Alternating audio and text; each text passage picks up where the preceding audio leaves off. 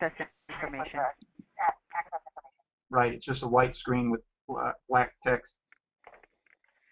And what's the text say? It just says new meeting, and then organizer Jack, presenter Jack, and then it has a phone number and access code. Okay. Can you see it now? Yes. Yes. All right. Sorry, I apparently did not have the right button pressed.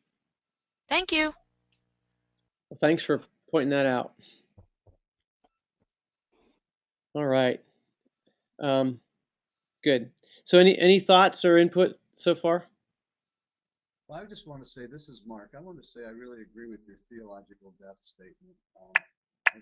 Years and years ago when I got out of seminary, I started teaching what I learned in seminary to the kids. And that which as an adult gave me lots of insight.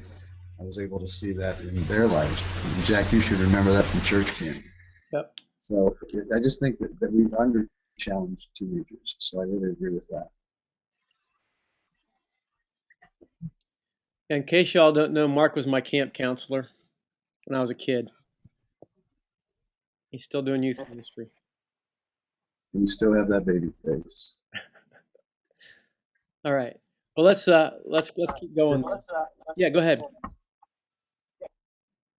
I was just going to say, this is Pete. I found that we've got some pretty intelligent kids, and the theological depth is really important. They've heard fluff for a long time. They want to go a little deeper. Yeah, and I think we lose kids when we don't. Yeah, they've got lots of opportunity. This is Hal. They've got lots of opportunities to hear trite moralism.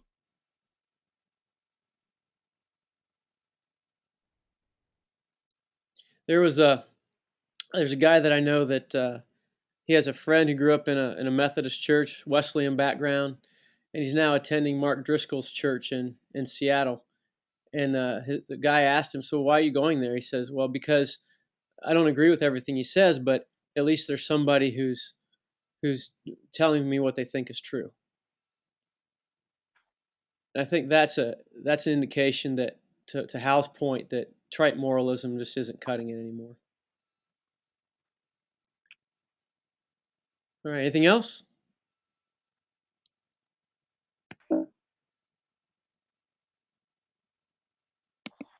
All right. We're going to jump into adolescent faith formation and the role of curriculum.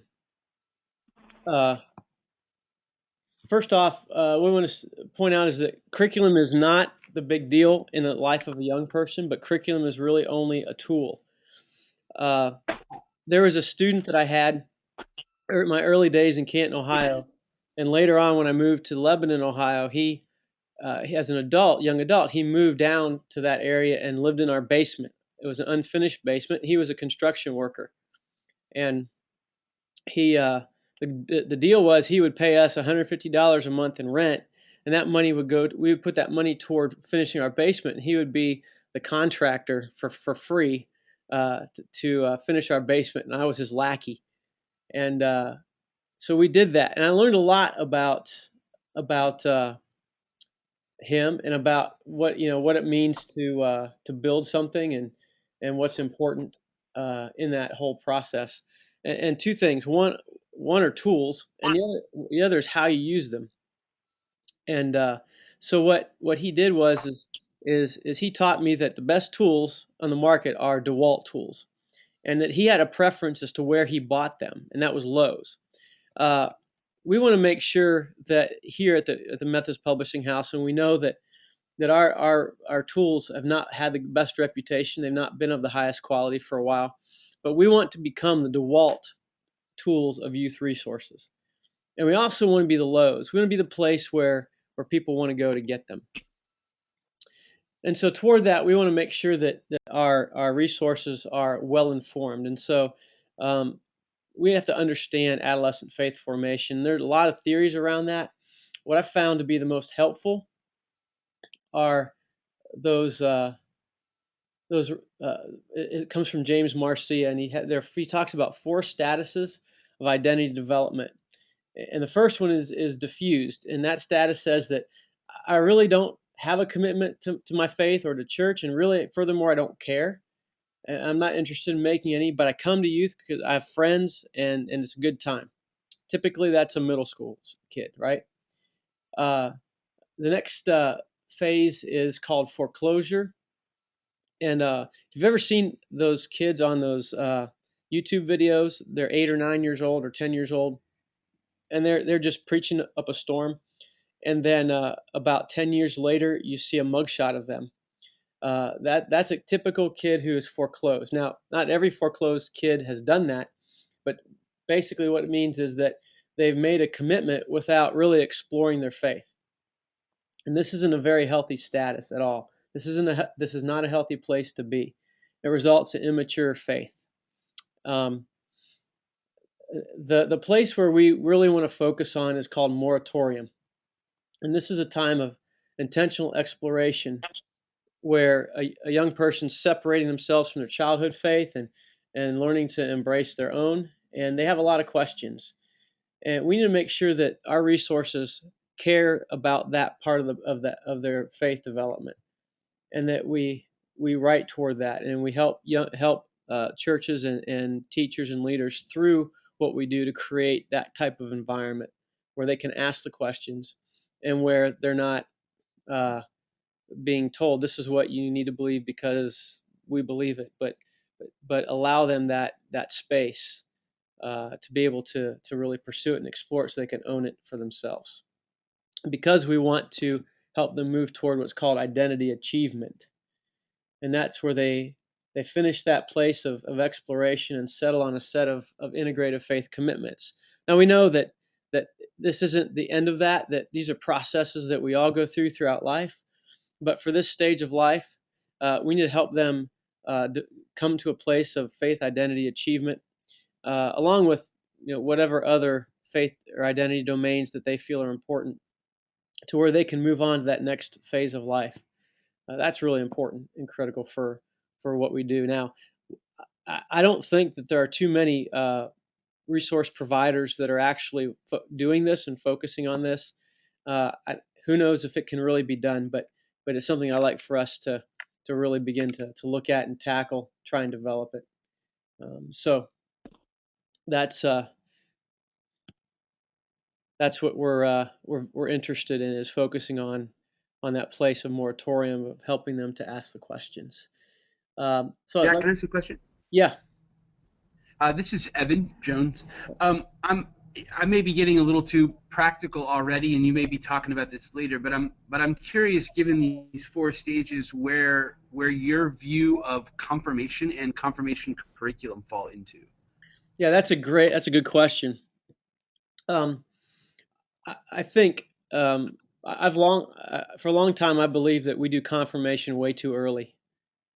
I think confirmation needs to happen junior, senior year of high school, because what tends to happen is confirmation becomes that place where, if it's done in middle school, that it becomes a graduation from church more than it does an opportunity to integrate into the life of the church.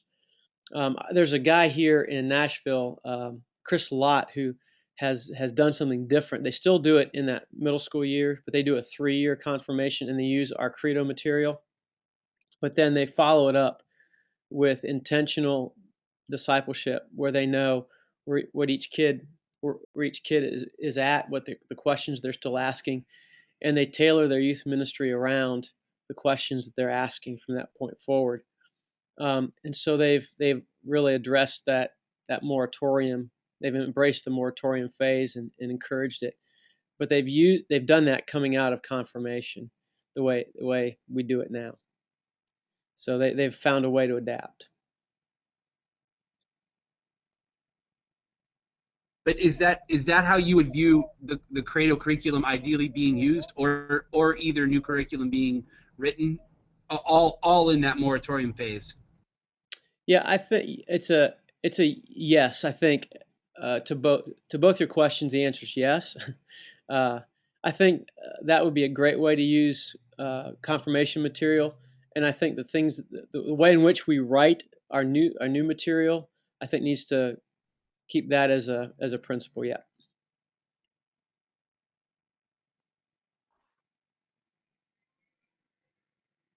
What else?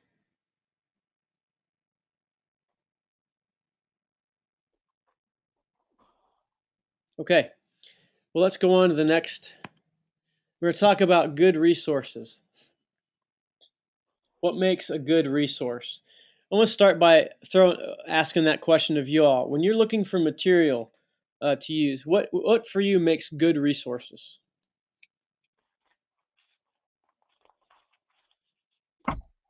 For me, it's adaptable.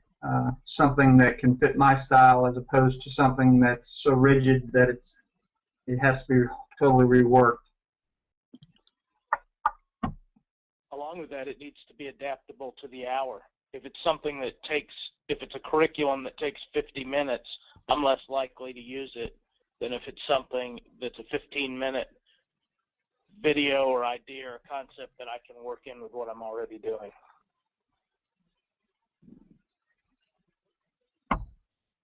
Since most of us deal with a lot of volunteers and we tend to give them the curriculum that we want them to use, the more adaptable, the better. So I would say that it has to fit the style of the person, but you're right, that it has to be theologically deep too.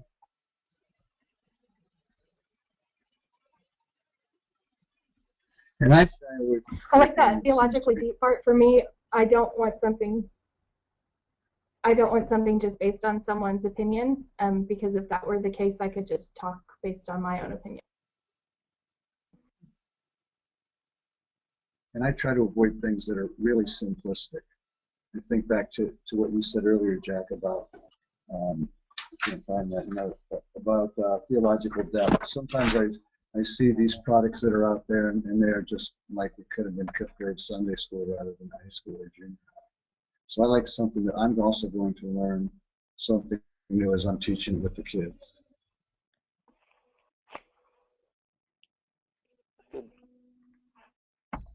I believe that it has to be interactive too, because they hear people preach at them all day long in school.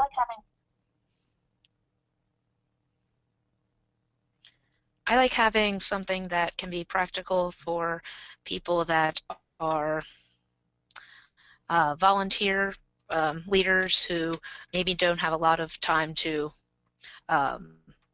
look new things up, so that it's all in one resource instead of them having to look up other resources in order to supplement and truly understand the material that they're presenting.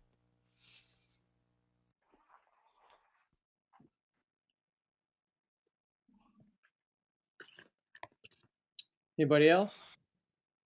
Good stuff. I like curriculum that includes an action plan. Here's everything that we've talked about. Now go forth and do something practical with this.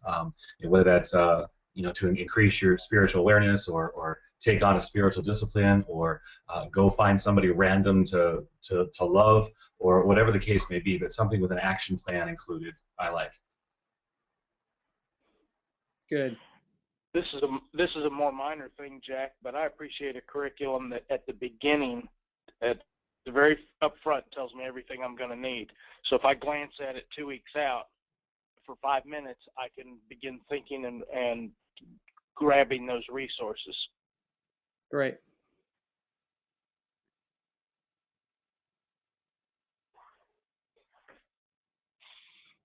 What else?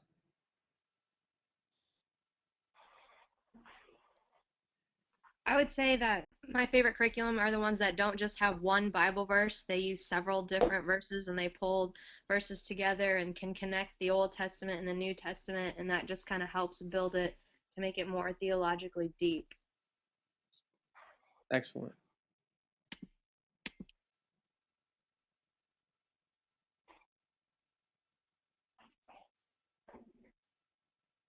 All right. Anybody else? Super. Love that. Thank you. Well, as we've pointed out, good resources are theologically sound. They serve both the teacher and the student, and I think you all have alluded to those that in your comments. And what I would add to what you've suggested is it facilitates proclamation. Luke in his gospel talks about kerygma, which is proclamation. In God's proclamation, the preaching of the death, resurrection of Jesus, kerygma is that act of proclamation. There's no, and interestingly enough, and I think we can, if we've been to seminary, we've learned the art of preaching, but I think, at least the way I read Scripture, is that I don't see a difference between preaching and teaching, because anybody who preaches is really teaching, and I think people who teach are also proclaiming or preaching. So I think we need to understand our role as both, and that we take our cue from Jesus, who of course is the kingdom preacher, right? And this preaching of Jesus, and I think the whole idea of God's kingdom here on earth is his divine intervention in human history, proposing this new way of having a relationship with God. And I think that's the commission, I think, that we have as we make disciples, is to proclaim. And I had a I had a professor in college. His name was Herb DeMolly. He was a German guy, grew up in Hitler Youth, and entered into the German army, was captured by the Russians, and had a really thick German accent. He was in a firing squad line to be executed.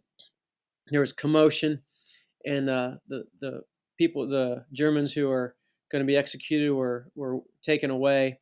And 2 days later, the war ended. He decided that God was real at that point, came to this country, and went to college and seminary, and was my New Testament professor. And the one thing that he always told us is that he felt that every message or every teaching needed to have the Christ event, and that proclamation of Jesus' life, death, resurrection, and ascension. And I don't. There can be some debate about that, but I think the idea that the gospel is present in our teaching, I think, is really critical for good resources. Anything else you would add to that? That part, the proclamation. All right, next, I think it's important that we help the teacher, help the student decrease the gap between them and God. I think it's in this journey of discovering who God is for a young person. There's a distance, and I think it's important that we facilitate through our resources the teacher's role in helping the young person do that. We need to tap into their hungers and ask their questions.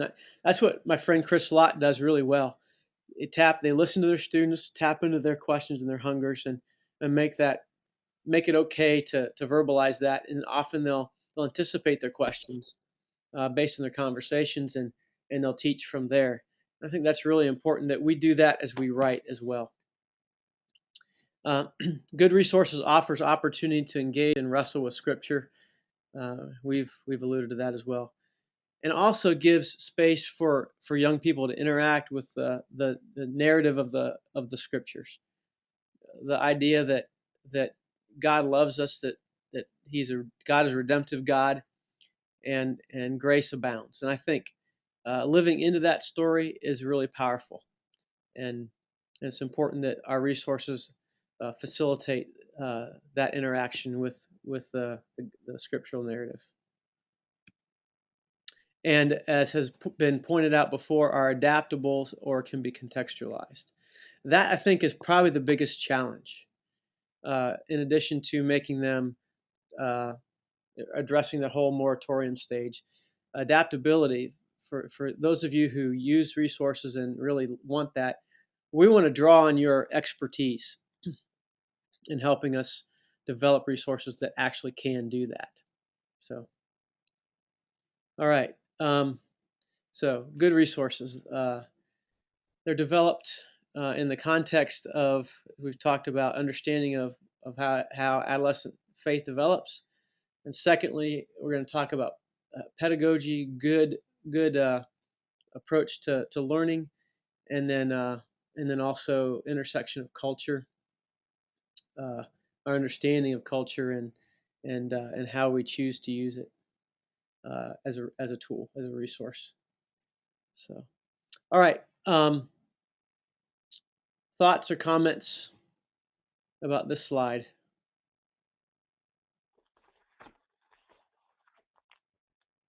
Good stuff.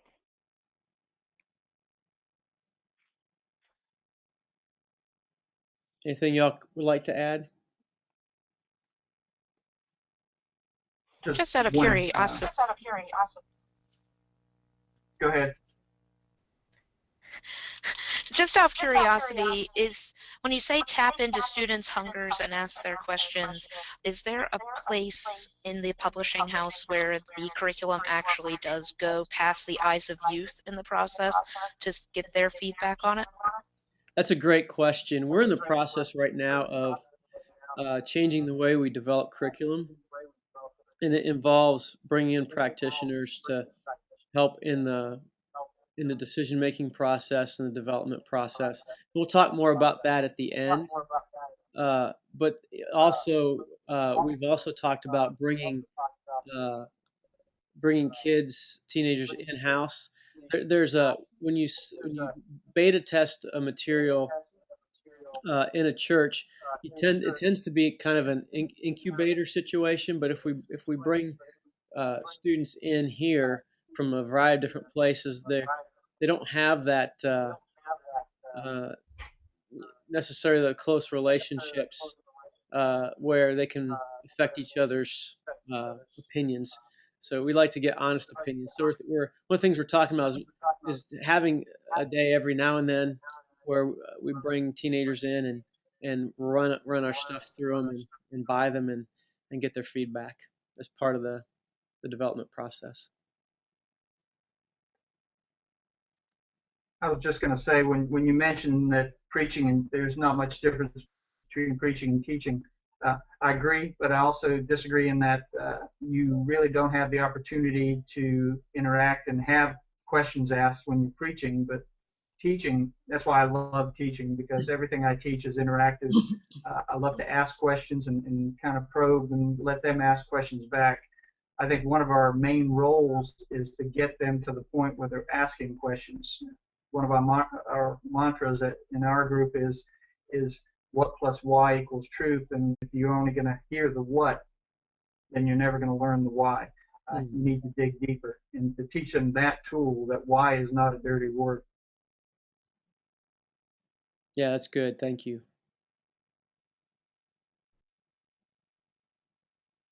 What else?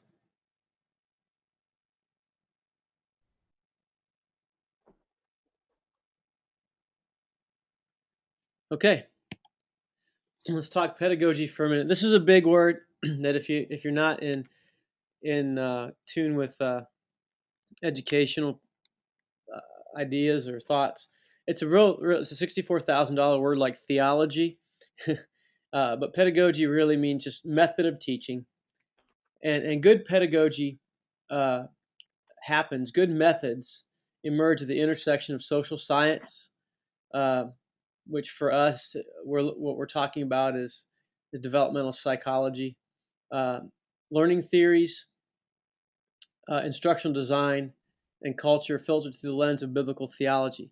So, kind of to boil that down, any methods that are going to be good teaching methods need to incorporate our understanding of how young people grow, needs to understand what we know about how people learn, and then instructional design, which is how we create those our learning experiences and learning environments, and all of that needs to be filtered through the lens of our theology. So that's essentially how we want to look at pedagogy. So let's break those down. Let's take a look at social science.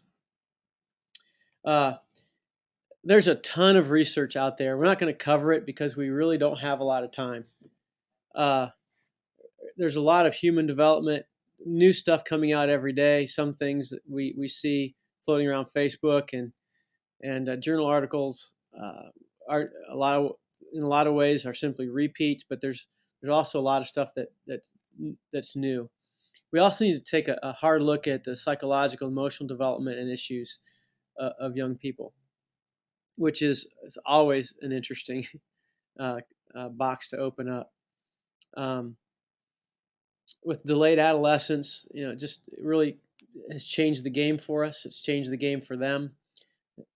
Growing up is hard, and they know it, we know it, and oftentimes neither really has a handle on what to do. We have ideas, but we need to make sure that we're constantly learning, constantly growing in this area, so that we're not producing material that really would have been good back in the 80s.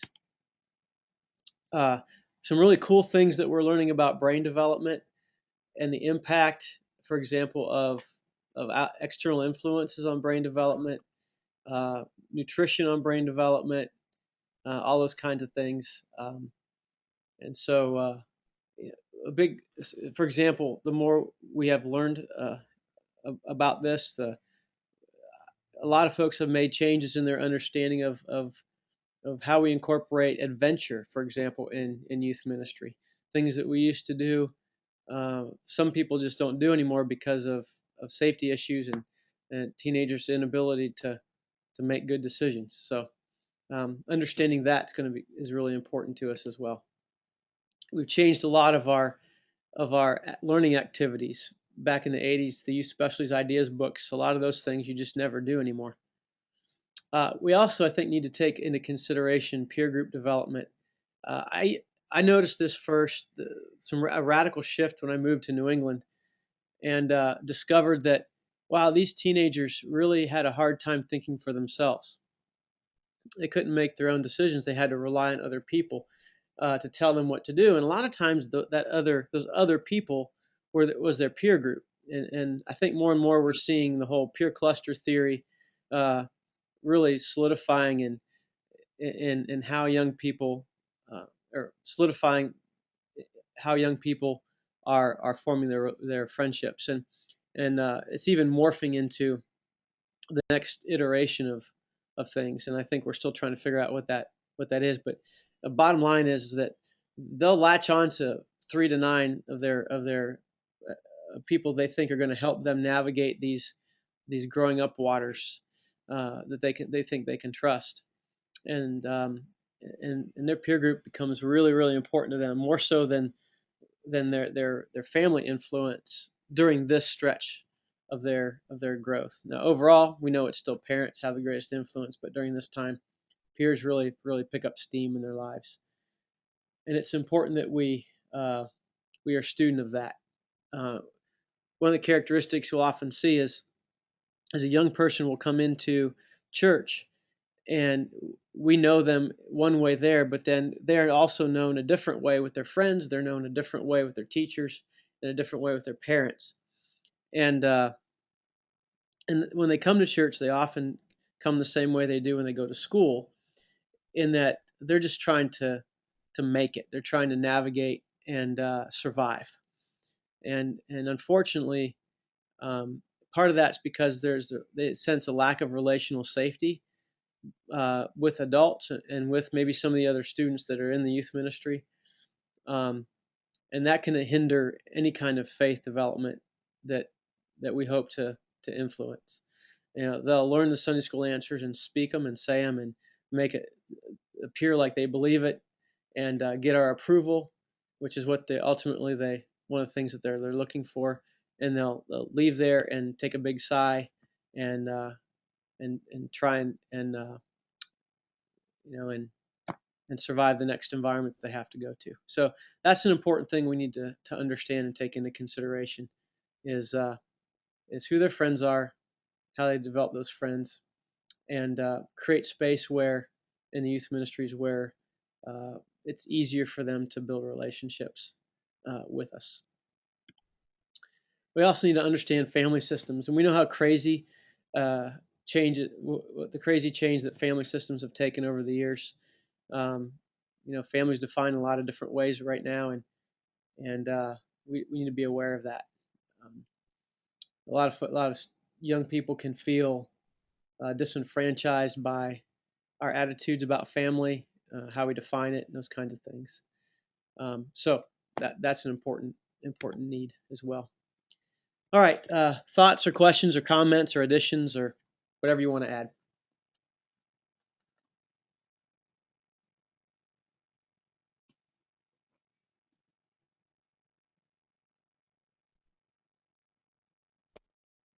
So, what is curriculum's role in helping create that safe relational space that you were talking about? Yeah, that's a great question. That's something for us, I think, to figure out and explore. Just some initial thoughts, I think, are helping the teacher do that. We want to be their tool. So, what does it mean? What does it take? Whether it's in the leader prep material or the way in which we write our learning activities. What about how we do develop those aspects of the material help the teacher create that space?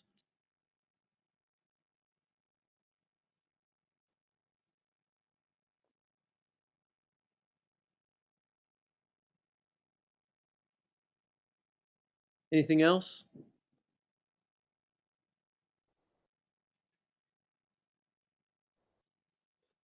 All right, let's go to learning theories.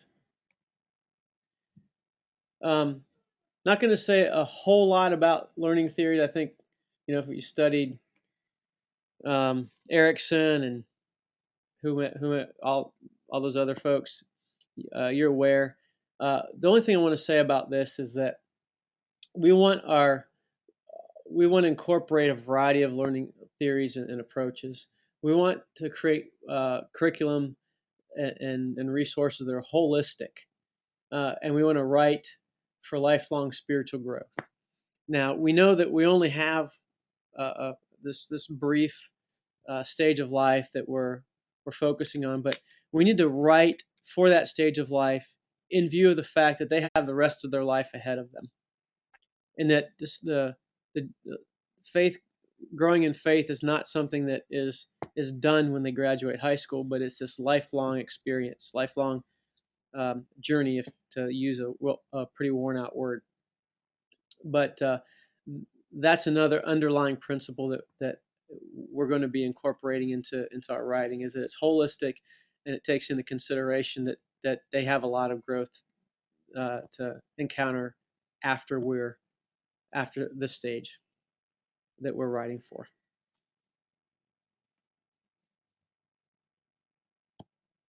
All right, so let's jump into how adolescents learn.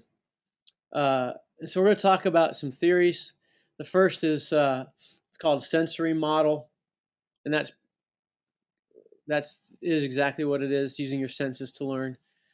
There's another one called the bipolar model, and that's not the psychological bipolar, but this is more examples is difference between concrete and abstract. They're extremes. Some people think concretely, some think abstractly. So the bipolar model focuses on one or another of an extreme. Multiple intelligences. The multiple intelligence model says that no one is stupid. Some might disagree, but that's what the model says, and that we incorporate all the ways in which we learn and integrate those. And we're going to talk about this in a minute. This really creates both challenges and opportunities for curriculum writing. Social learning model.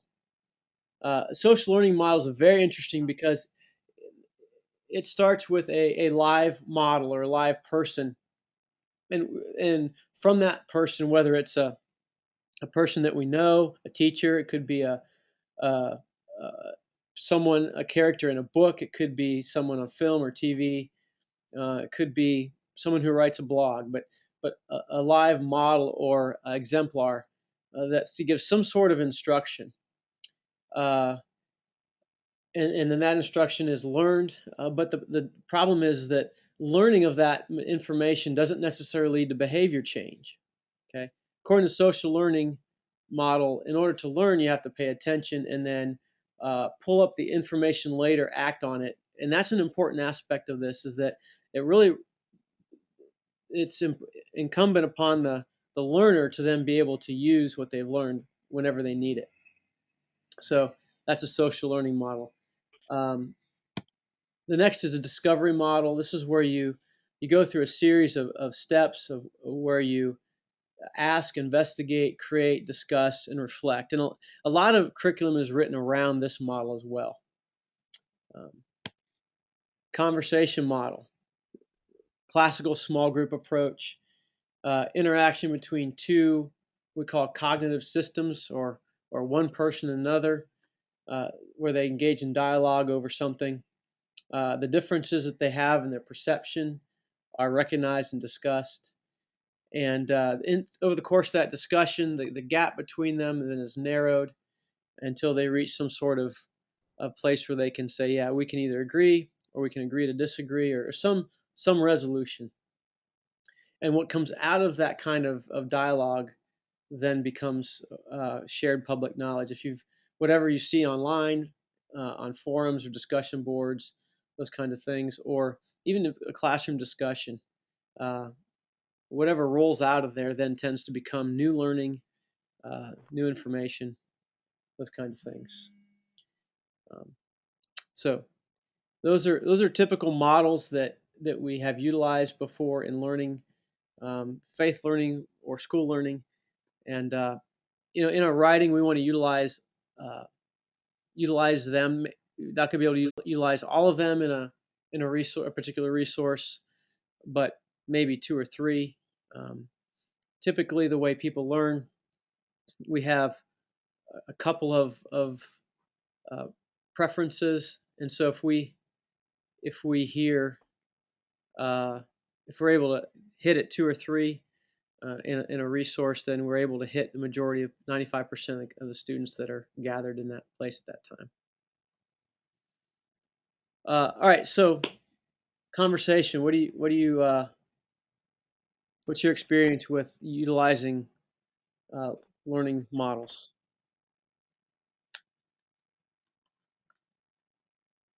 How do you see them fitting in what you write yourself, or in ways in which you evaluate material that you use? Well, this is Mark again. I think you hit it right on the head when you talk about that you have to mix various models and hope that you find something that will be attractive to the learner. I think that's really an important part. I know that sometimes people do write along the lines of a model, and then it just gets boring to everybody who doesn't learn that way. It's just not cut and dry learning styles.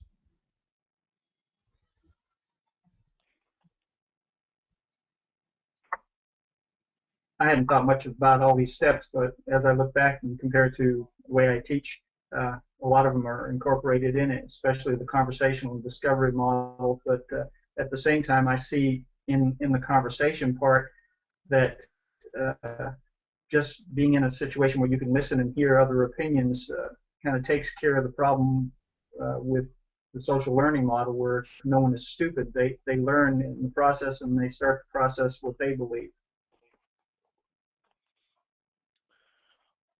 Well, Jack, one of the things I've seen is that curriculum that works really hard on multiple learning theories often loses the focus on theological depth.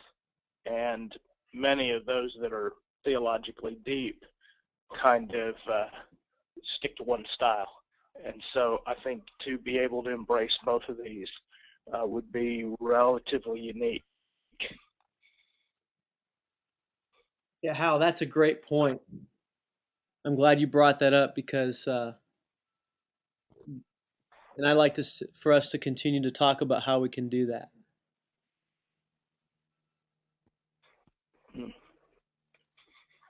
Maybe not today, but I'm gonna make a note of it. Yeah. What else?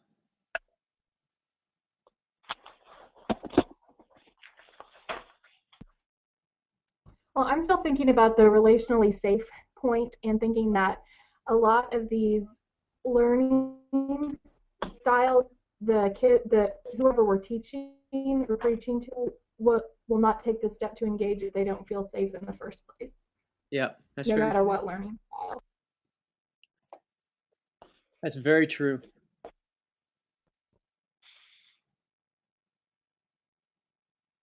And so that really raises the point of the limitation of curriculum and resources, doesn't it?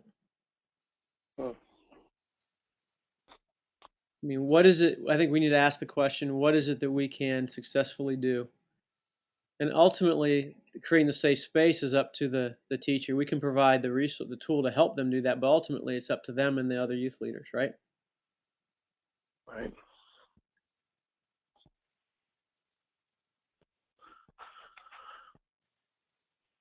What else?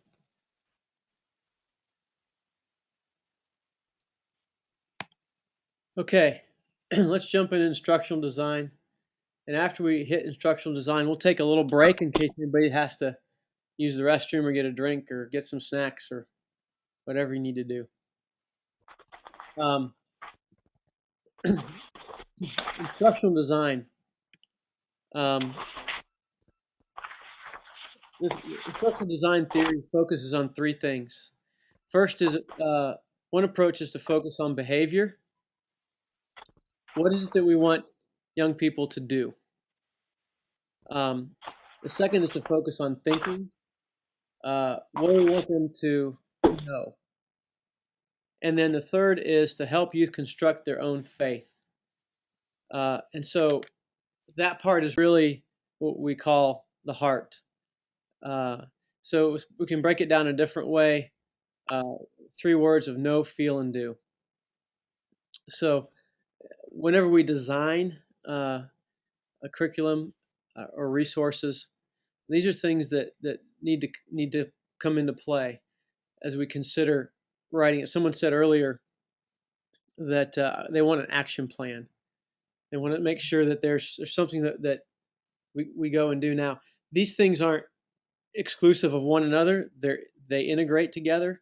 You can't thinking affects behavior. Behavior affects how we think.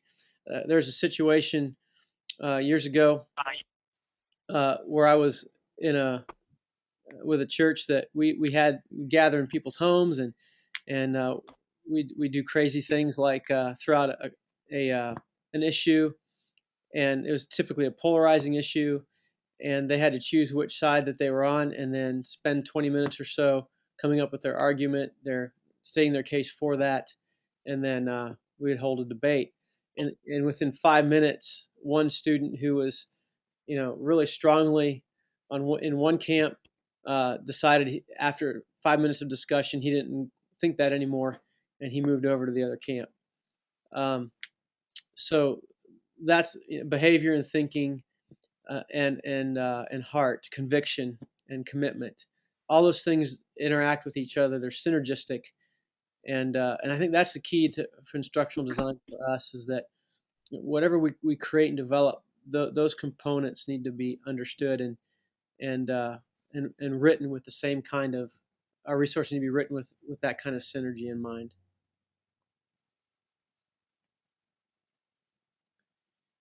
Thoughts about that? Comments?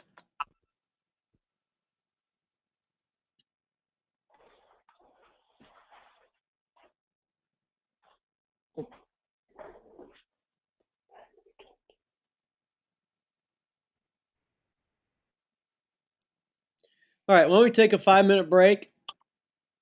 I'm going to mute myself. I have 10:06 Central Time, so let's come back at let's just say 10:15. We'll take a little extra time. 10:15 Central Time, 11:15 Eastern. Anybody in Mountain Time?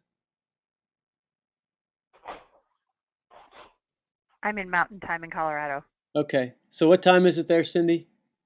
It's 9:06. So it's 9:06 there. So we'll come back at 15 after. Thank you. Thanks.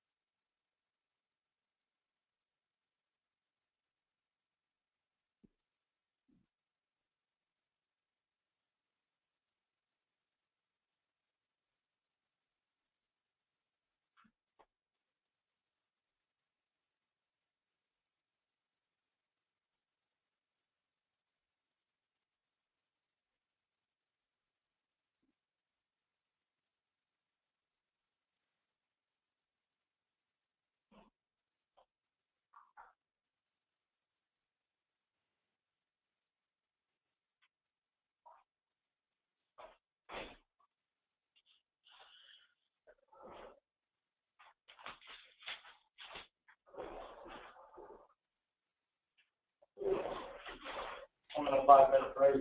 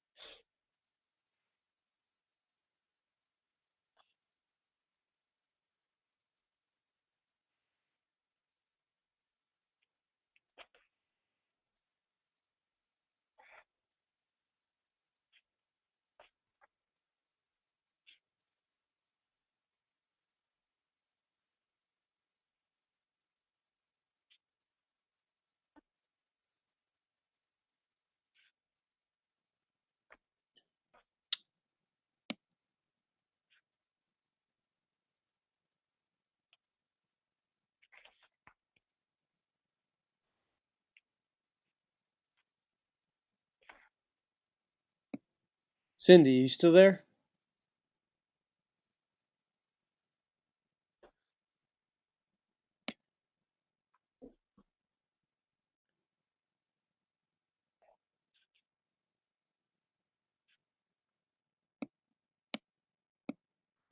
Who's on still? Or at their desk? Hal is. Oh, hey, Hal. Hey, Jack. This is Neil. Evan I'm is here. too. Oh, cool. We're not gonna we're not gonna start yet. I just want to see who was there. It's Sally. I'm here too. Hey, so one of the things we miss about doing the webinar is having everybody around the table and talking. Yeah.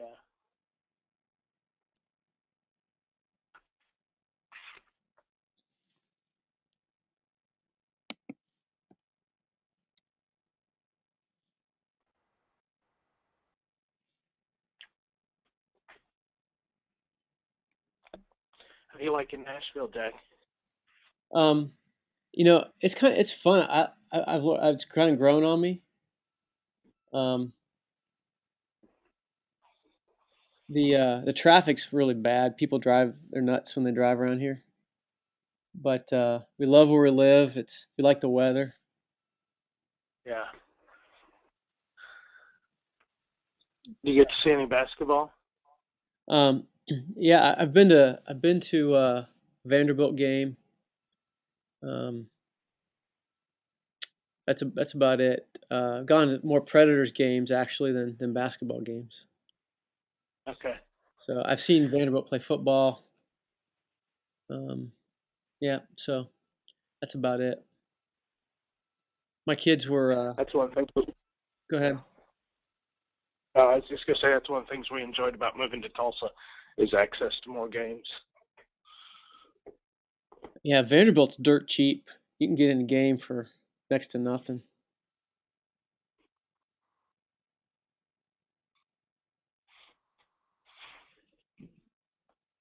What's Ohio State gonna do this year?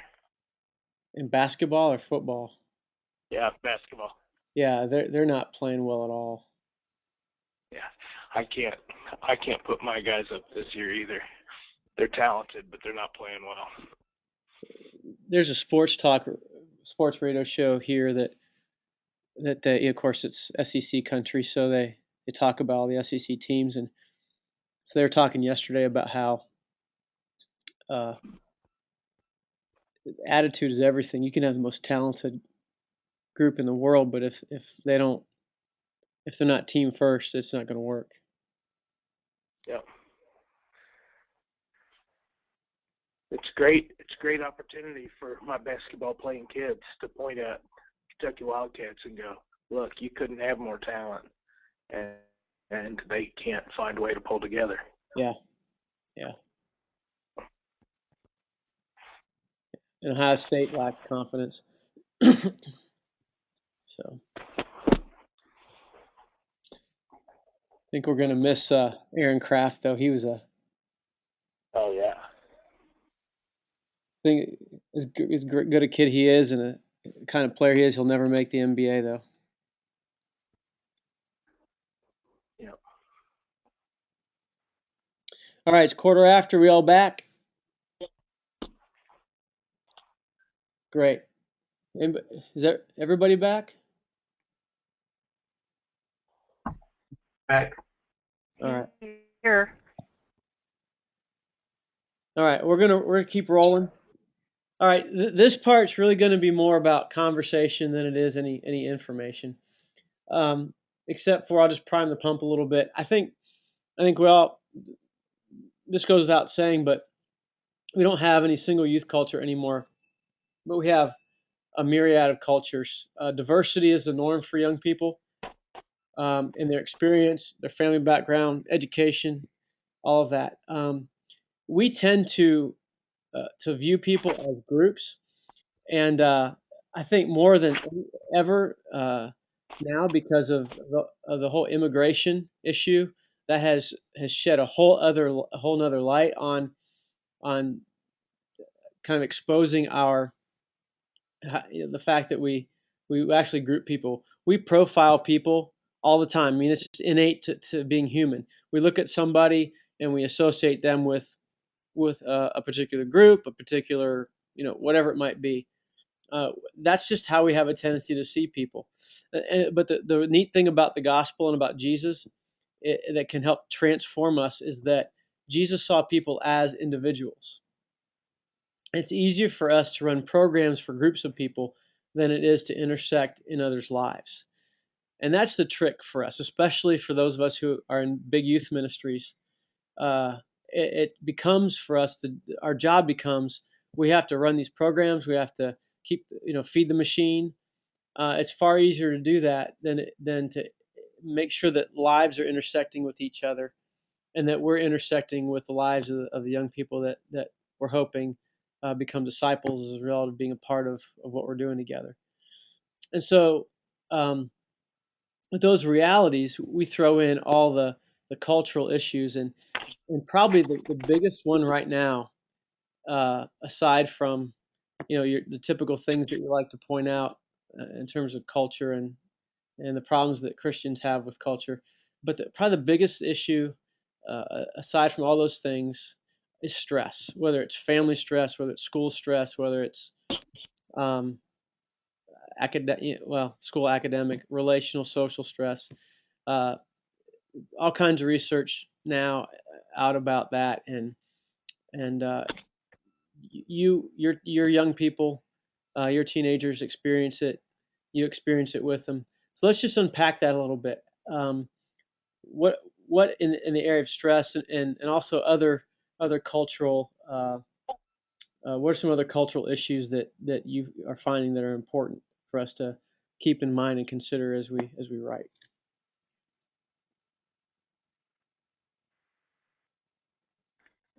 We have had a recent large number of teen suicides in the Denver metro area, which has people really concerned about the copycat effect and the amount of stress that's placed on teenagers. And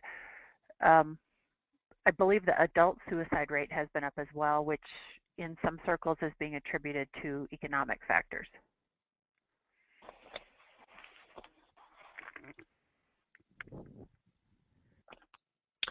For middle class kids and upper class kids, you have the sport, music, drama, performance trap, which is a double whammy because their parents drop them off for others to teach them performance, and then the parents relate to them on the level of performance, creating a pretty significant whirlpool of stress and expectation.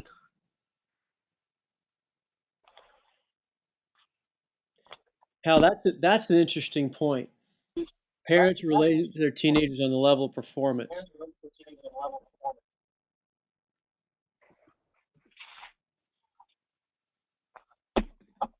I go back to the moral relativism that because the society is so diverse and everybody wants to blend in and fit in, that we have a lot of kids who misdefine the term tolerance as meaning everybody's correct. And so that kind of ties into the whole theology deal, where they're perceiving it as just one avenue as opposed to the truth.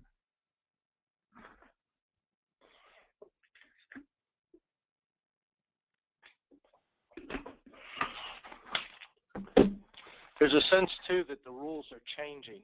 It used to be if you did well in high school, you could go to college and get a good job. And you needed to get the grades to get into college, and that created a kind of stress. But now that's magnified by a sense that I might get to college and get a lot of debt and not get a good job. I know my own children who are teenagers are feeling some of that pressure.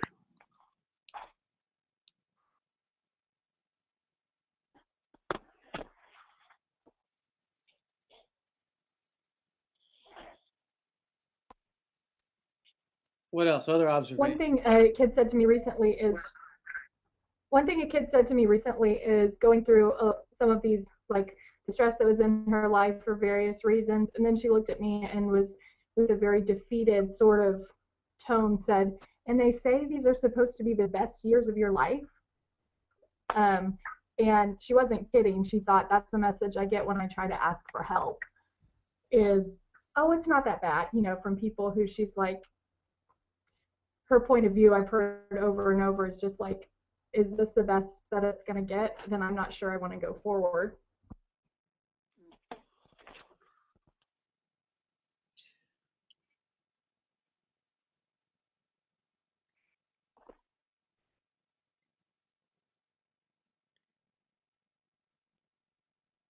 So how are ways that we inadvertently create additional stress for teenagers in youth ministry and in church?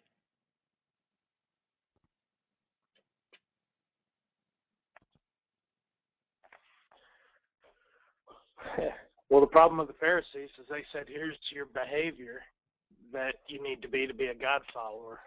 And God in Christ debunked that by saying, no, it all hangs on love God and love people.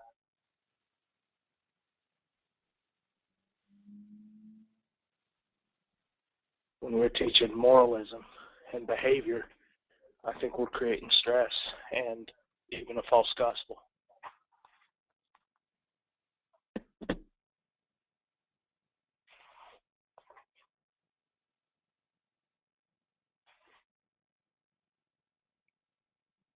What else? Other thoughts?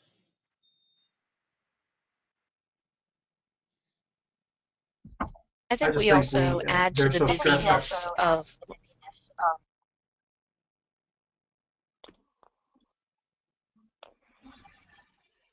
Let me go.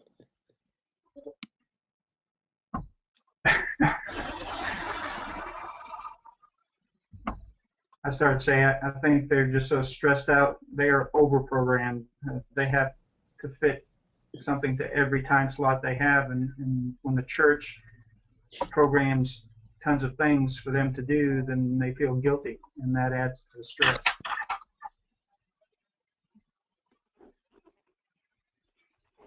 Tiffany, you were saying something? Yeah, that's sort of along the lines of what I was going to say, is that it just, when we create more programs, we're adding more to the busy schedule. And then, of course, parents feel that they should always prioritize the church programs, at least some parents do. And that puts an additional stress on the kid who may not want to, that may not be where they want to focus all of their energy. And so when we add more stuff for them to do, it just adds more to that to-do list. And sometimes less can be a whole lot more. And then I see that as being another additional issue in that I come from a community that's lower upper class, and in the prioritizing, the schools went out every time. The church is always among the last priorities. And when I talk to parents in parents meetings, I tell them that faith is the only thing that goes from that time of giving their life to Christ to their death. And if they got a really good math grade, that's not going to go with them. And yet parents will push their kids into the school things, and the church things will be secondary or third in line. So I think that that's one of the issues, is that it's regional. The sister who just spoke, I'm sure everything she said is accurate in her situation. In my situation, that's not the fact. The church is not prioritized. And so in creating resources, we're going to have to figure out some way of communicating that, once again, it's not all the same, and the same is all. But that may beg the question that maybe our focus on teaching the kids is short-sighted, and that a big part of it should be to come up with some way of projecting that to the parents too. It's kind of like teaching math in school and then sending them home, and their parents have no clue about the math. Well, they're not going to get any support or help.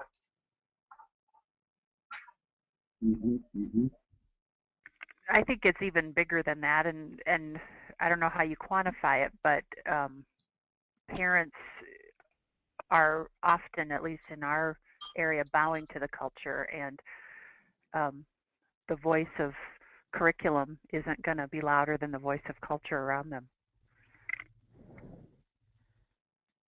Yes, another limitation, right?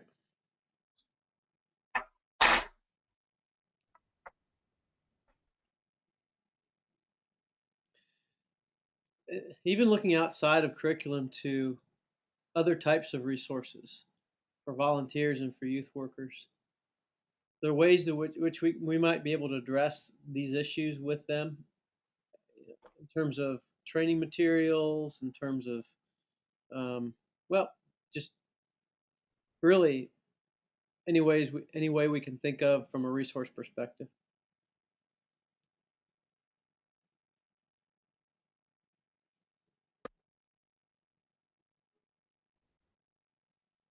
Going back to what I shared earlier, maybe some supplementary. Go ahead, Pete. Some supplementary materials that could go to the parents that we might be able to at least give them, so that they could have dialogue with their kids.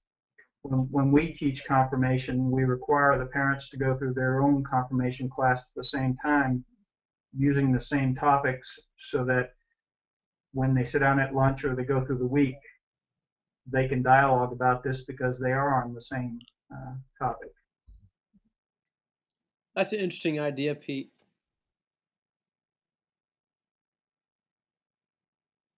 Tiffany? We do that as well. That's been a pretty successful pairing. Go ahead.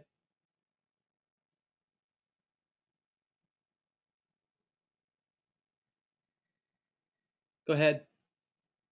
One thing that we have done with parents is we have set up a texting program where we meet on Sunday nights on while the kids are in the program, in the grade levels we call them. The parents are texted 3 questions to ask in the car ride home. So it isn't a big another set of curriculum necessarily. It's just because what we were finding was that kids would get in the car, parents would go, "What'd you learn?" And they would kind of just go, "Ugh," right? Whereas if parents had specific questions, that that the kids knew they were tipped off on. I mean, no one's trying to pretend that the parents just invented these great questions, but it was much more approachable. Just three very short questions, enough to fit in a text message, so parents had it on their phone and just ready to go when they got in the car. I think that's a great idea, Evan. I think that one of the main issues is that a lot of parents feel ill-equipped to talk about faith issues with their kids, and anything that we can do to put tools into their hands to get those conversations started is key.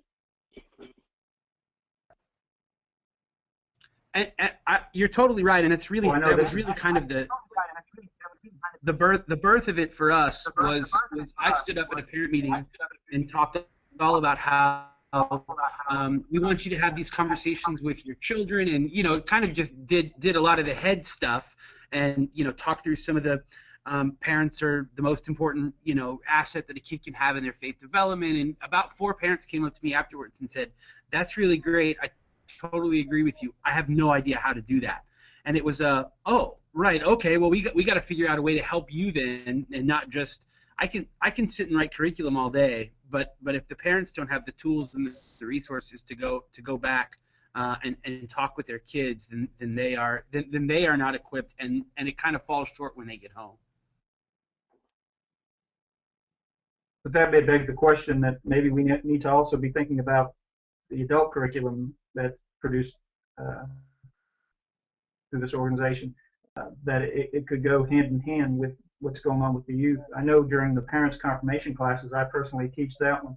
I teach it exactly the way I would teach youth, and I found that they're extremely hungry, and they love the format of having conversational type teaching. But most of their classes are pretty much preaching and not teaching. There's very little interaction. It's someone standing up there and just teaching. Pete, when you do that, have you ever found that in terms of their faith, the parents are probably around the same place that their teenagers are? No, what I found out is that the kids are passive, and in some parents' cases, it's extremely intimidating, and that may be one of the reasons why they won't ask the question. So that's an intriguing idea. Go ahead, Evan. One more thing, Jack. Sorry. We have found that just in informal conversations with parents, that for whatever reason, I think it's probably, again, since we're having a conversation of culture, it's probably ingrained in the adult culture or in the parent culture that parents are petrified to say the words "I don't know," and so when a kid asks a question, the parents feel like they have to have this right answer, and when those conversations internally started happening with parents, we have done a lot of parent training, that's the wrong word, but parent interaction, where we say "I don't know" is a fine answer so long as it's followed up with "let's go find out together" kind of thing. And so then it empowers parents to not feel like they have to have all the answers, to be the smartest person in the room, and in fact model vulnerability and say, I don't know that answer to that question, but let's go explore and look at scripture and talk together about what we think some solutions are. Yeah, so that role becomes a facilitator, someone walking with them rather than a sage imparting wisdom that they feel like they don't have. Yeah. Go ahead.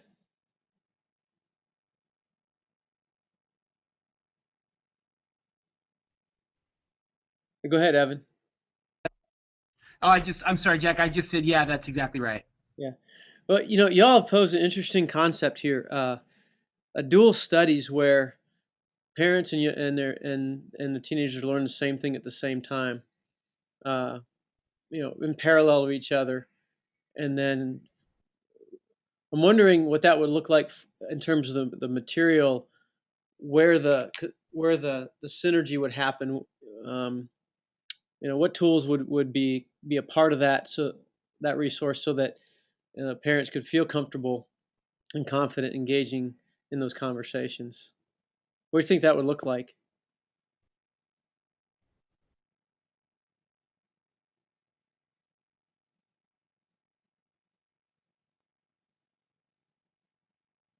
Well, where it's worked well for us, Jack, and not specifically with curriculum, it's just an in-house thing, is tying the youth and the children to the pastor's sermon.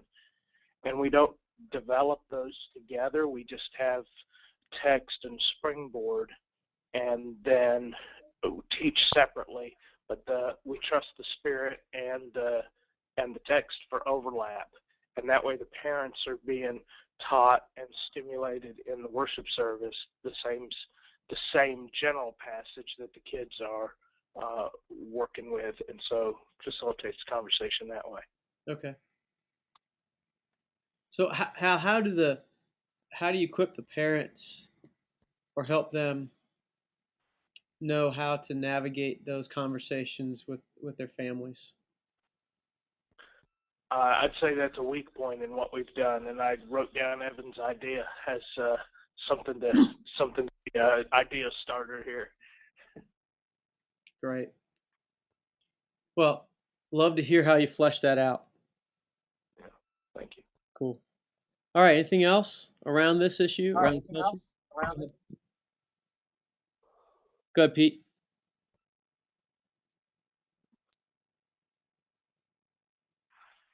I was just going to say, we send out a parents email each week, and going back to the texting, I think that's a great idea. We do a little of that, but we send out a parents email and we kind of outline what we're going to be teaching on that week. And there's no way to force the parents to interact. I mean, they're going to have to want to interact. And I think, again, it comes down to being taught to create that hunger, and so they want to discuss it with other people. I just don't think they're getting that in their Sunday school classes. Their Sunday school classes are more social than they are theological in most cases. All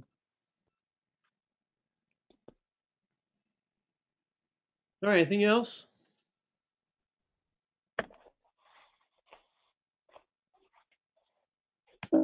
Okay, we're gonna move to. I was thinking back. No, go ahead. All right, go ahead.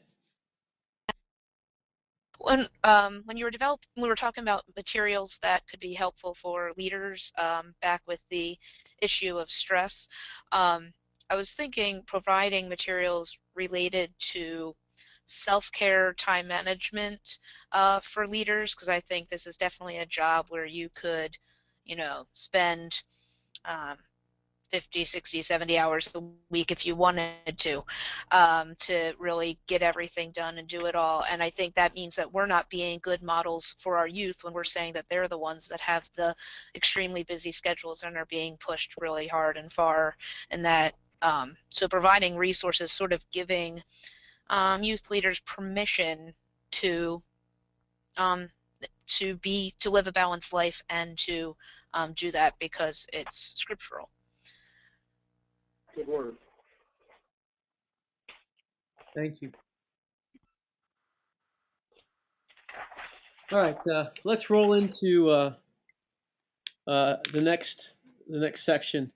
What are some obstacles that face teachers, people who are doing the teaching, people who are doing the actual discipling of young people? I think to start with, it's clear developmentally we know that teenagers have really short attention spans, especially for things they're not interested in, that don't change. I mean, let's face it, their attention spans are based on that space of time between the commercials, and and they're not really interested in things that we put in front of them that they really aren't longing for. They know that there are lots of places they can go to find them. We don't have to look past Google to see that. That's the fastest way to find things that that we're searching for. And it's become a verb, right? You're going to go Google something. The problem is that you can go on a place like Wikipedia, and Wikipedia is not necessarily accurate. but it for some reason has become a trusted source of substantive information. And teenagers are ordering their world around similar types of information portals. And so, how do we help the church with our resources to become a trusted place for important issues around life and faith? So that's a big question for us. And again, we have to identify our limitations, but yet I'd also identify here's what we can do to help facilitate that happening. The reality is that if things in our curriculum don't have a 3 to 5 minute time span, we're not scratching that fast-paced itch that they have. Now, the other side of that is that's not necessarily healthy. How do we help them to slow down and to really contemplate? That's a different question. And I think we might want to talk about how we can navigate both of those worlds. And maybe the reasons why, but I think in terms of obstacles, that's something that needs to be on our radar. So attention span, busyness, disinterest. Those are some obstacles, but I want to open up for discussion. What do you see as obstacles for people teaching?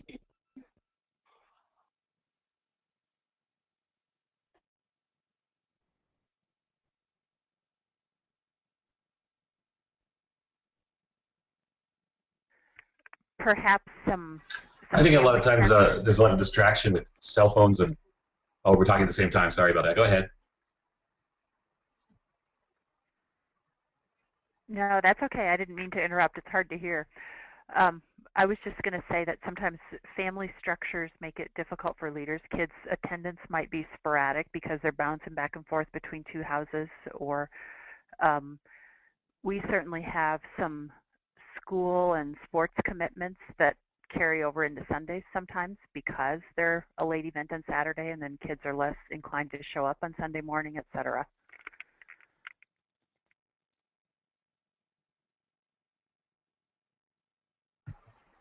I was saying that a lot of times cell phones and apps and things like that are a distraction right in the midst of things that we're doing.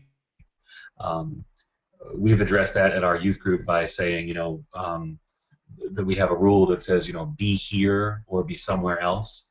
So, like, if your friend has something that's so important that it needs to be dealt with and it can't wait until after our time together, then you probably should be with your friend.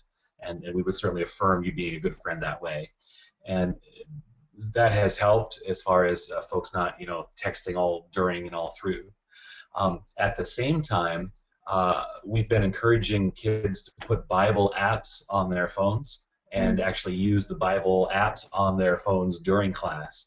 So it's I don't know, it's kind of a balance, but that does, sometimes it gets in the way, but we also need to figure out a way to shepherd them with their technology as well.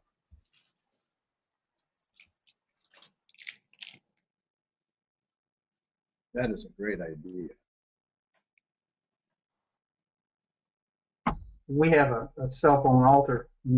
Going back to what you said about being present, we ask them to respect the space and what we're doing, and put their cell phones on the cell phone altar so that they're not even in their hands. Because I understand there's a two-edged sword where you want them to use the technology for good reasons, but at the same time, a lot of them aren't. They're saying they're looking up a Bible verse, but they're texting or looking up something else in the process. So we want to eliminate that temptation.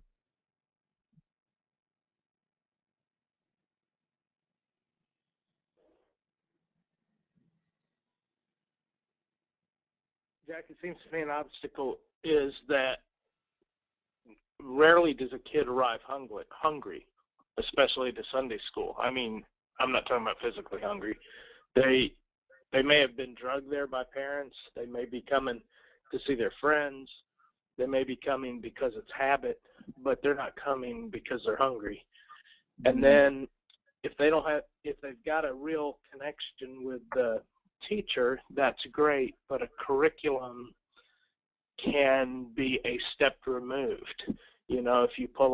If it's not totally integrated into the teacher's teaching, it feels like that person doesn't care about me. They're just going through the curriculum. It becomes a pretty huge obstacle to connect. Yeah, I mean, how many teachers? This may be. Go ahead, Pete. Go ahead, Jack. Yeah, how many teachers feel like their job is to get through the material? Most. I started saying that this may be recreating the wheel, but when you're talking about obstacles, when a pastor asked me once, what is the least effective program that you have, I told him Sunday school, because the kids' minds just aren't set up for Sunday morning. I mean, most of them, you ask them how they're doing, and I'm really tired, I stayed up late, or I was at a party, or whatever. They're not very receptive at that point. And then we call it Sunday school, which is the S word. I just think there needs to be an overall look at when we present. We're much more effective in small groups than we are in Sunday school. We actually do our largest Sunday school hour in a small group model. Start together for an introduction and then split into age level groups, and often leaders will say that they didn't get through much of the material because they're doing a lot of checking in and relationship building. And we've started, I guess, for several years looping those so that the same leaders, if they're able to stay with the students from 6th grade through high school, stay with them and stay in the same classroom, so that if a kid misses a lot, every Sunday morning is not a search for different teachers or a different space, and that's been really helpful.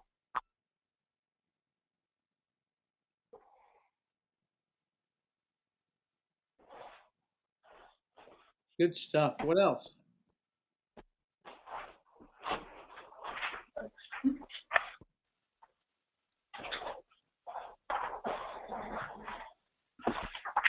This may be a little overly specific, but my one way we've gotten around.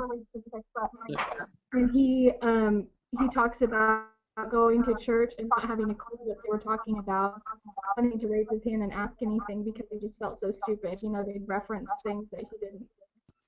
I don't know. I've heard that from kids too. Like, I don't even know what you're referencing here. Yeah, so we've got that issue of biblical literacy, and yet a fear of being found out for not knowing or being stupid. That's a big thing to navigate. Pete, go ahead. I started saying we do large group and small group on Sunday mornings, but when we do large group, we have round tables and we have kids sit at the different tables with their friends and whoever. They get to choose their tables, and I always structure the lesson to pose at least one question where they have to discuss it as a group, and then we share with everybody else. So it's the small group, large group setup and all together, and that helps a little bit on Sunday morning because it wakes them up and helps them to interact. That's another way we've gotten parents involved too, is that we've asked parents to come in from time to time and kind of be a table facilitator, but not necessarily at their kids' table, so that they can interact and see what these kids are discussing. One of the things I notice in curriculum when I review, it seems that people have forgotten that the Christian walk is the long run, and sometimes you'll read a curriculum piece of material and you'll think about using it, but it's like preaching 3 sermons to the same group rather than really landing on a piece of it and making that hit home. Sometimes I just think that we try to give too much, and it should be more developmental across the long run of the faith walk of the church. Thanks, Mark.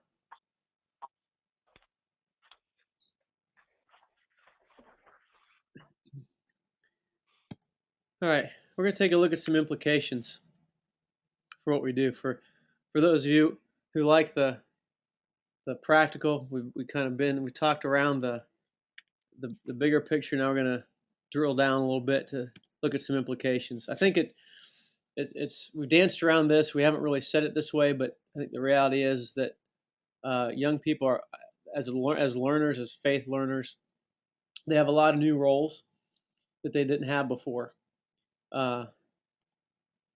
They're practicing critical skills. They use technology. We mentioned that. One of the things that's happening in the world is everything is based around projects. If you've had kids or have kids, or you talk to your students about what they're doing homework wise, they're always working on projects. Projects has taken over rote memorization. They're asking a lot of questions in that project process, because one of the things that education is trying to do is develop higher ordered thinking. But the problem is we have teenagers who can think about really complicated concepts, but when it comes to their faith, they don't have a language for that yet. I mean, they can tell you about quantum physics, but they can't talk very even simplistically about, how does what is salvation like, and how do we grow, and what is grace. They have a hard time talking about those. For some reason, we have a gap there. We have a problem with not being able to keep up with how they're learning, and that's a challenge for us. I think an implication for us as well is that we try and find new ways to facilitate their learning. Another way that learning for them has changed is there, especially through this project-based approach, is that the questions, besides being open-ended, they're also asking questions of interpretation. And this goes back to the moratorium conversation we had earlier. A lot of the things that teenagers are doing is they're interpreting their environment. They interpret their friends' attitudes and behaviors. They interpret their parents. So to be able to give them that opportunity to interpret Scripture, I think it is another important part of that moratorium experience. And then, as we've said several times, application. So, projects, asking questions that are open-ended, questions of interpretation, and questions of application. I think for that approach that's taking place in their world, I think it's something we can easily adapt into ours.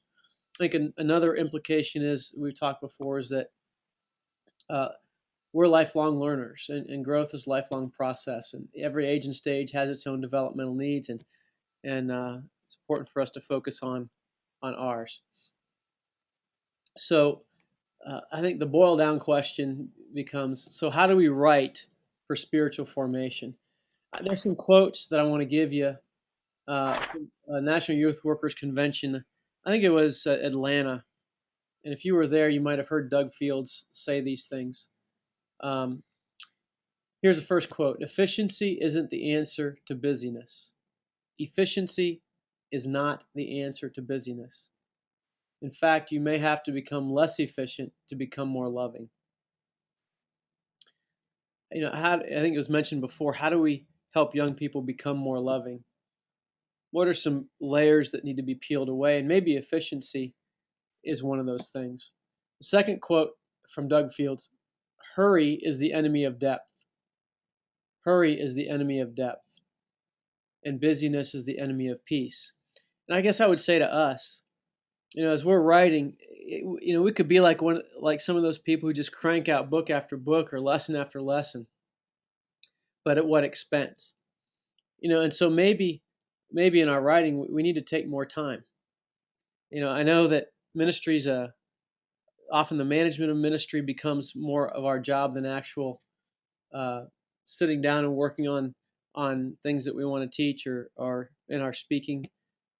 But at some point we're going to have to bite the bullet, especially if in our writing for curriculum, and say, I don't want to rush this. Yes, we have publishing deadlines, and you're going to hear about those in a minute.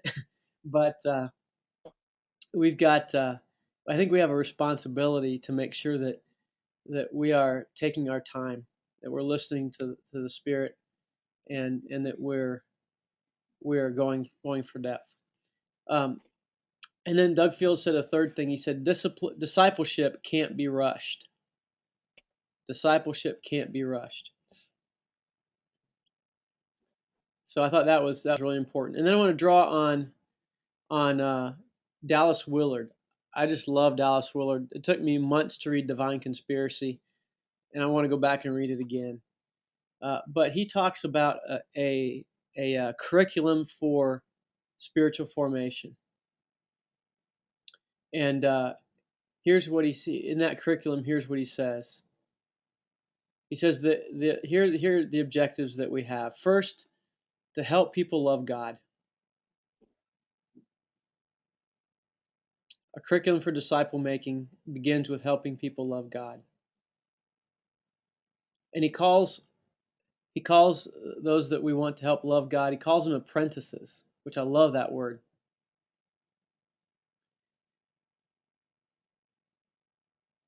And the second primary objective of a curriculum for Christ-likeness or spiritual formation is to remove our automatic responses against the kingdom of God.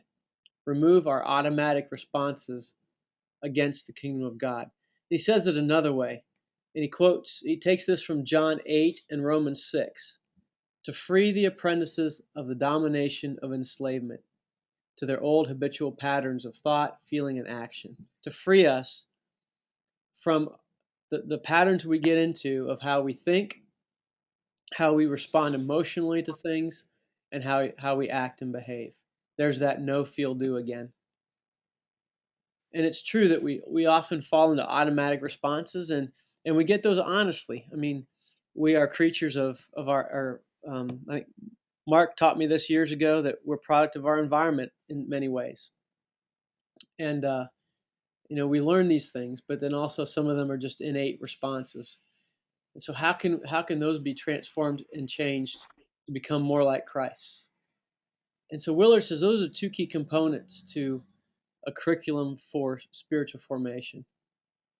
And so I thought, for me, that was really, really transformational. And then, as we talk about a framework, I think that's where the nuts and bolts come down to.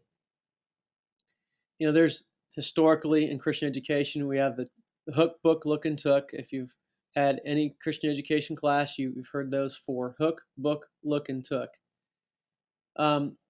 They're very similar, but maybe a bit nuanced. Other frameworks: engage, explore, explain, apply is one of them. Whatever framework you want to use, I think it's important that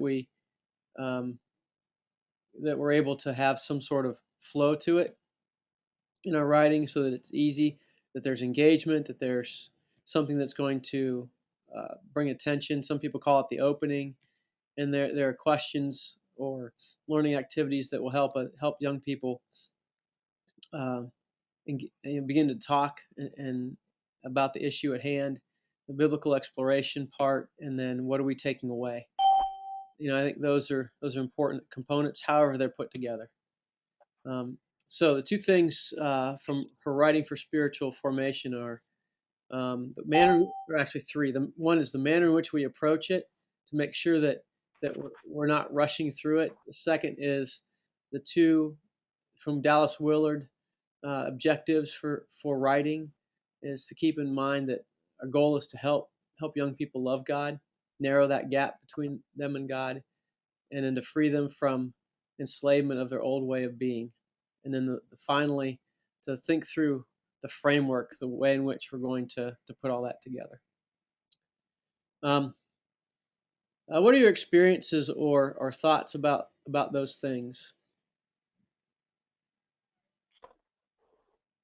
What would you add?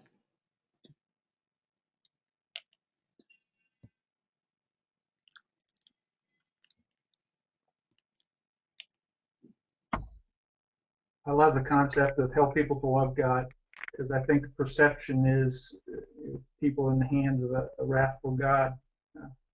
I taught a lesson once that was It's not people in the hands of a wrathful God. It's scriptures in the hands of lazy people.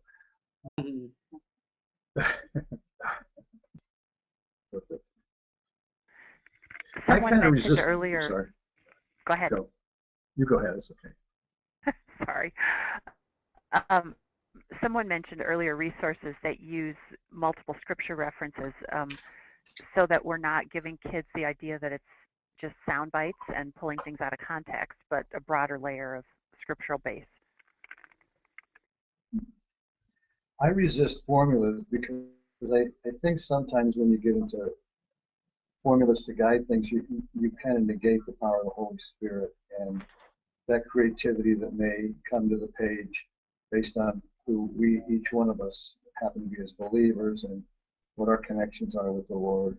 Um, when I first started out in youth ministry about 35 years ago, everything that was out there, there was so little out there for resources, but everything that was out there was a one-size-fits-all formula. And what I learned over the years is that youth groups and churches are not peas in a pod. Every New Testament church is different. And so I think it's really important, and this is an enormous challenge. How do you facilitate something like that, realizing that every youth group, every church, it's just going to be different regionally and socioeconomically. So I don't know how you. I mean, I guess I do know you have to be open to the Holy Spirit, but also I just don't want to be trapped by formulas. I guess that's what I'm saying. Yeah, Mark, that's a good word, and we threw several of those out just as examples, but I Oh think no, they're good to have. I wrote them down. They're good to see. Yeah, the text not is at all being critical. yeah, no, but I agree because the oftentimes we try and shoehorn Mm-hmm. text into a format when we should allow the text to develop the format, give us the format. Mm-hmm.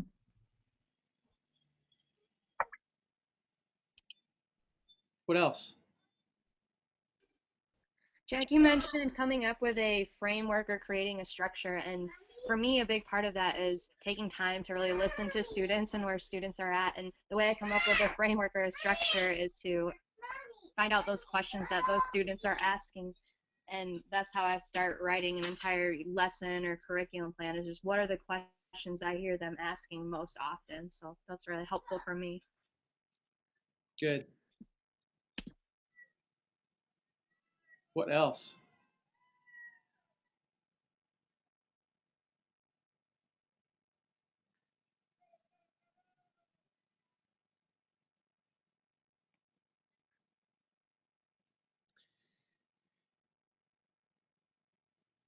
If there's nothing else, I'm going to turn it over to Pam Shepard, who is our production editor for one of our production editors for youth ministry. Pam deals, well, I'll tell her what I'll let her tell you what she deals with. Okay, folks.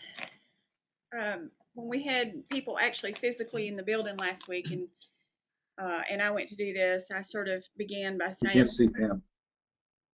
"Do what? No, you can't. Do you want to see Pam? You can't see Pam. Do you need to see me?" Yeah, we've been looking at you for hours. Hi, Pam. Hi.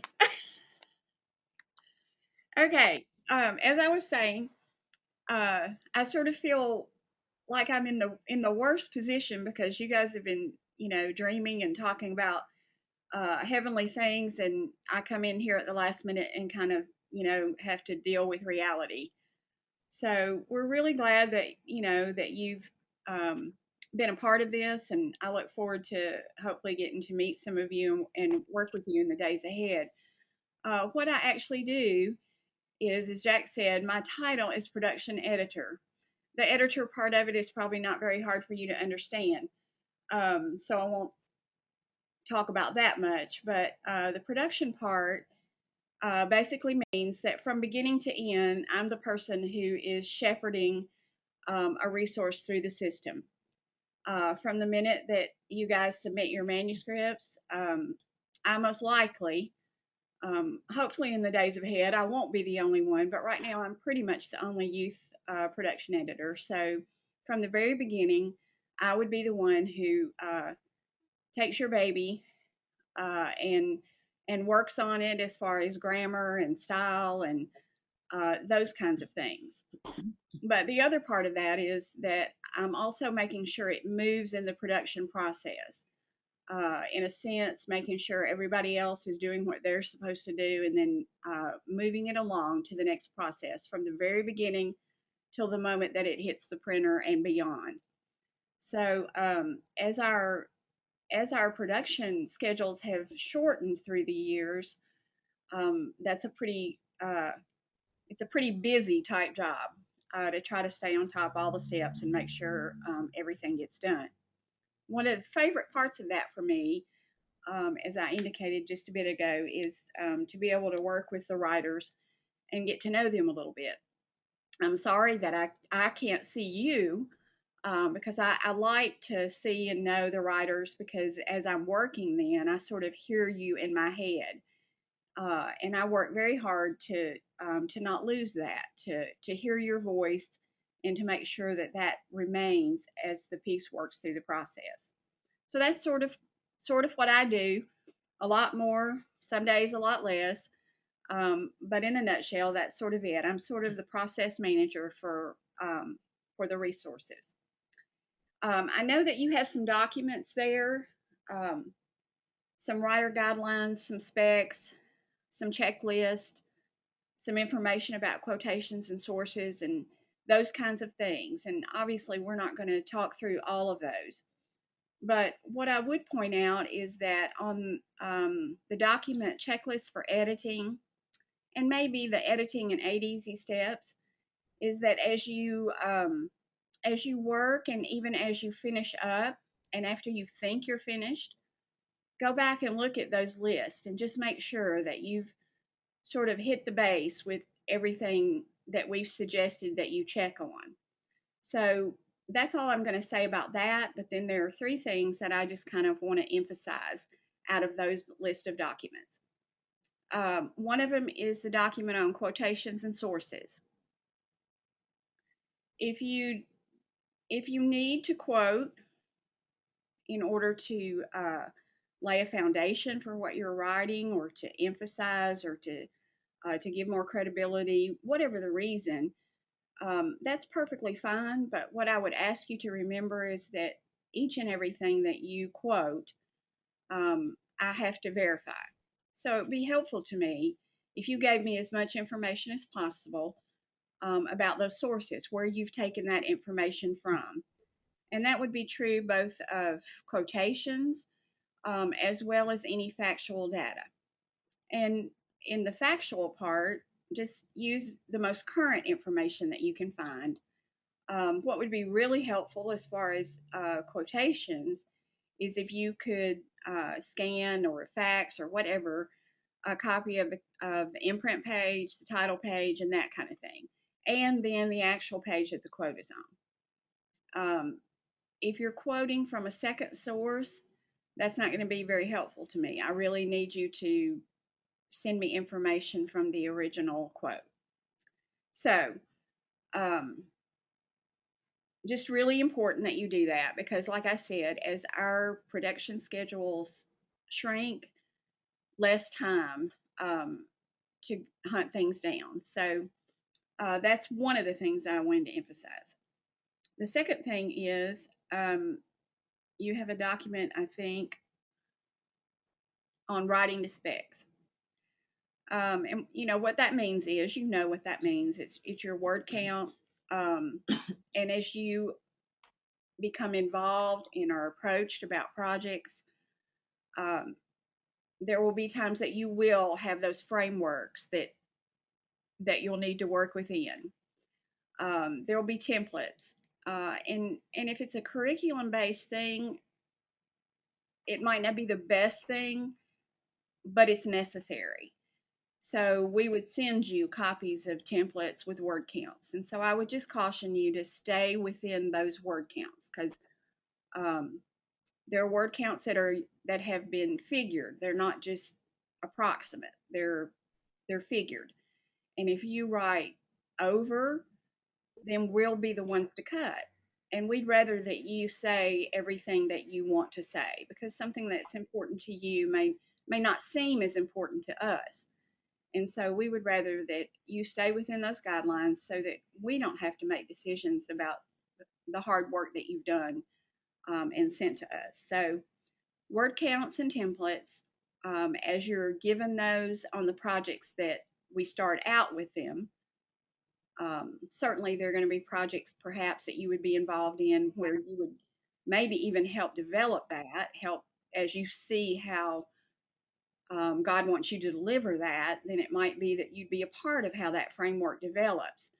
That would be particularly true on books and things like that. But curriculum and link, more staid and true kinds of products have a format and have a word count. So just hang in there with those and do the best you can to stay within those frameworks. The last thing that I would mention is the dreaded deadline. And those are just important. I don't know what else to say about that, but if we've given you a deadline, then it takes into consideration, as I said earlier, how the resource moves through the system. And Jack and myself will not be the only people involved in that. There are designers, there are pre-press people here, sometimes there are readers who evaluate, and then of course there's the printer. So the dates that we give you reflect the dates that we have to meet as far as advertising and publication. So those are really important, and so I would just emphasize to you to we would appreciate if you respected that. On the other hand, we also want to be considerate of the fact that things happen that none of us can control. So if you begin to see that you're going to have an issue, then the sooner that you communicate with Jack or myself about that, the sooner we can work out something that works well for both of us. And so along that line, I would say that if you have questions or you have issues, for lack of a better word, about anything that deals with system, process, the mechanics of the piece, then I would encourage you to start with me and let me try to handle that for you without tying up Jack's time. Now, obviously, if it's about biblical content or theology or methodology or those kinds of things, then he's going to be the person that you talk to. But any of the other mechanical kind of things, then I'm right here. And as you know, hopefully we begin to develop some relationships, then let me be as much help to you as I can be, because that's part of my job. But not only that, it's just something that I like to do. So, like I said, I wish I could see you, since some of you can see me. But hope you've had a really good morning here. And Jack's going to come on now and talk to you about what happens next in the process. You have any questions for Pam?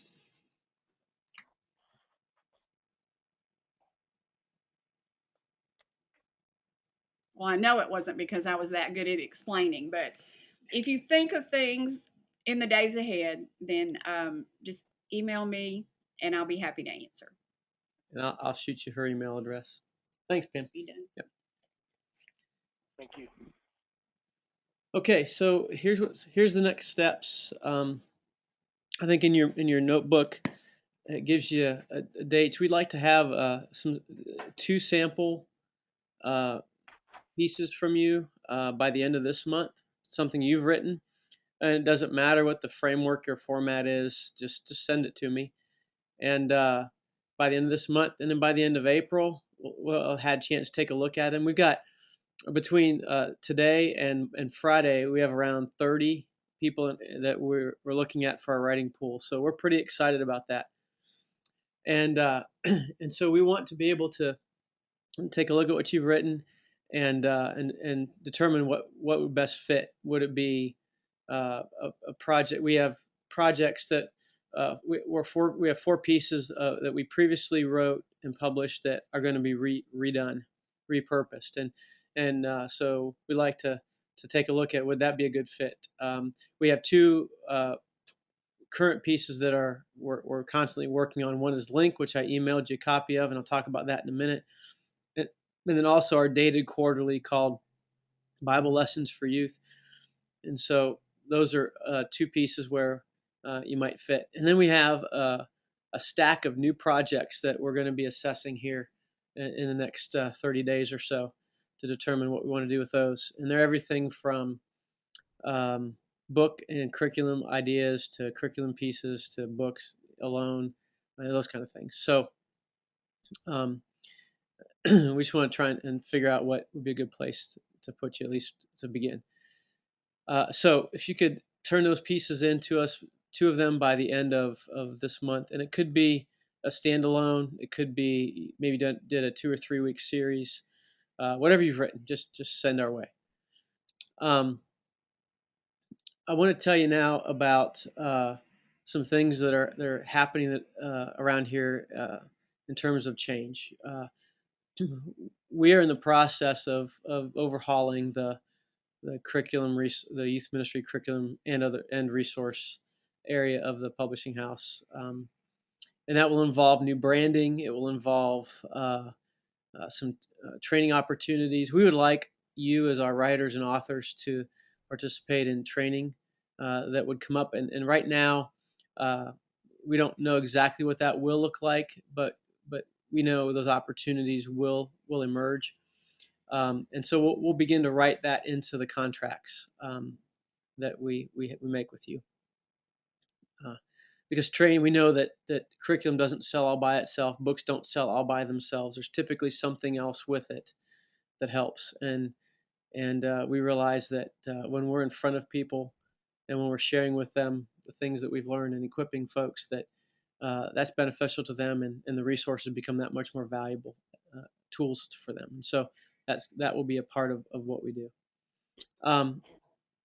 There's going to be more to come information-wise in the next months around all the changes that are taking place, but that's what I can share with you right now. What questions do you have?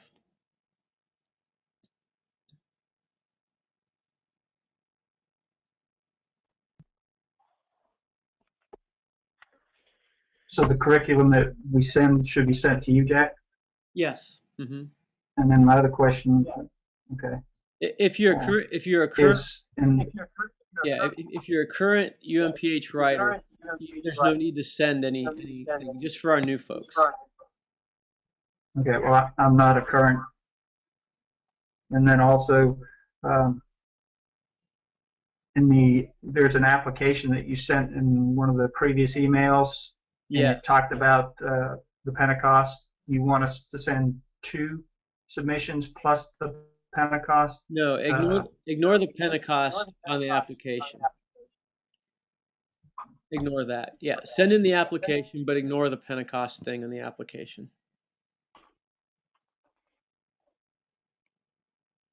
Just the 2. Jack, if we're a current writer, do you want us to fill out the application?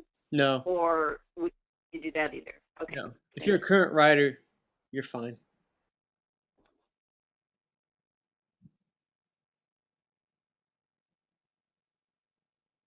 Other questions?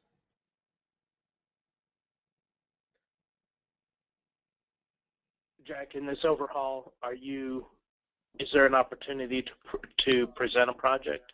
Absolutely. Yeah, here's in addition to the new projects and the rewrites of the old, we want to, if you have whatever you've written, if you found that it's worked well with your students, and you might want to tweak it or update it, we want to publish immediately those kinds of things. 3 or 4 week series. And by the way, I will let you know that everything is going to go to download. We're not going to print publish much of anything anymore, but it'll all go to download. And certain projects, certain pieces will be print on demand as well. But that's what we're looking at. What else?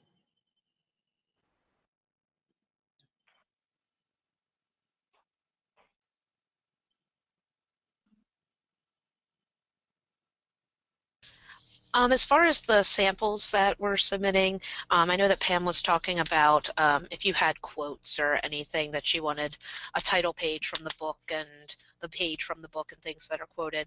But for this sample piece, are you looking for that in depth with all of the sources, or is this just to get a sense of writing style and content? Yeah, this is just to get a sense of writing style and content. Yeah, we're not going to evaluate because it's not going to publication, so we don't have to go to that extent on these.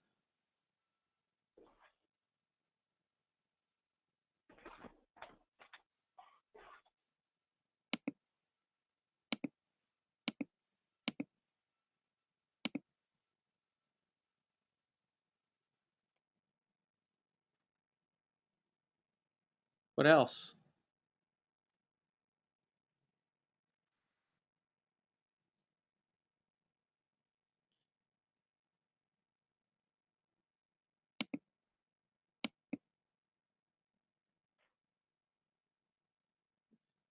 Talked about the speaking and training, question and answers.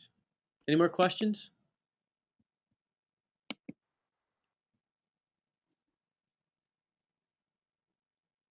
Well, we are done early then.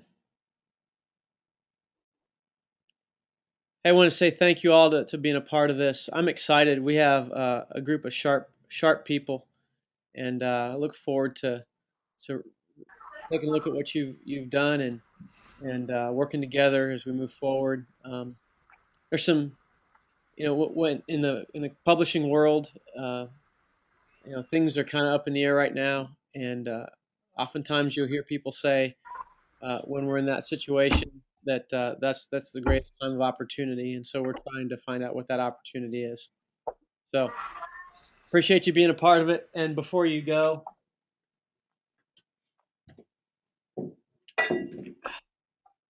say goodbye to John. You're the man, Jack. Thank you, Jack. Hey, thank you all. Love you, brother. If you have any other questions, just shoot me an email. All right. All right, so have a good day. I'll talk to you, Tiger. Bye-bye.